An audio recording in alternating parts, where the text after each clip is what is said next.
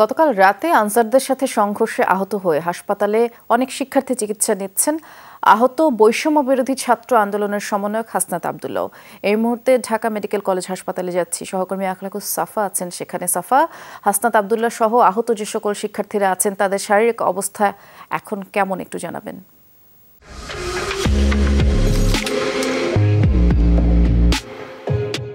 হাসনাত ভালো আছে, সেই খবরটা কিছুক্ষণ আগে জানলাম।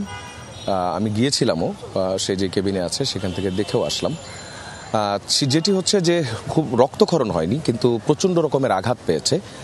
গতকাল যখন সচিবালয়ের ভিতরে তারা প্রবেশ করে, হাসনাত আব্দুল্লাহ তখন ফেসবুক লাইভে পুরো বিষয়গুলো বলছিল। তার কিছুক্ষণের মধ্যেই কিন্তু হামলাটা হয় রাতে, এবং সেই হামলায় সমস্ত শরীরে তার আঘাতের চিহ্নগুলোও কিন্তু এখনো পর্যন্ত দেখা যায়। এবং সবশেষ তাকে কেবিনে ট্রান্সফার করা হয়েছে সকালবেলা, এবং সে রেস্টে আছে। তবে দুজনের অবস্থা একটু বেশি খারাপ।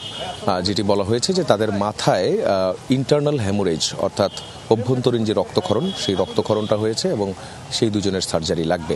ঢাকা মেডিকেল কলেজের পরিচালক ব্রিগেডিয়ার জেনারেল আসাদুজ্জামান, তার সঙ্গে আমাদের কথা হচ্ছিল কিছুক্ষণ আগে। তিনি যেটি বললেন যে গতকাল মোট 60 জন আহত, যারা এই সচিবালয় থেকে আনসারদের সঙ্গে যে সংঘর্ষ হয় সেই সংঘর্ষে আহত হয়ে তারা ঢাকা মেডিকেল কলেজে আসে। তাদের মধ্যে 55 জনকে বিভিন্ন ধাপে তাদেরকে কয়েকজনকে প্রাথমিক চিকিৎসা এবং আরও কয়েকজনের পরবর্তী যে চিকিৎসাগুলো সেগুলো দেওয়ার দরকার পড়েছিল।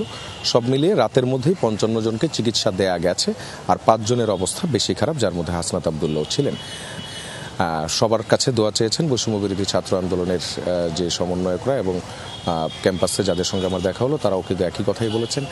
আর যেটি বলা যায় হচ্ছে যে মেডিকেল টিম যেগুলো কাজ করছে, অর্থাৎ বৈষম্য বিরোধী ছাত্র আন্দোলনের ঢাকা মেডিকেল কলেজের ভিতরে, তারাও বলছিলেন যে এরই মধ্যে অন্য আরও 100 জন যারা এই জুলাই আন্দোলনে যারা আহত হয়েছেন তাদের মধ্যে 100 জন এখনও আছেন, এবং 9 জন এখনও পর্যন্ত আইসিইউতে আছেন।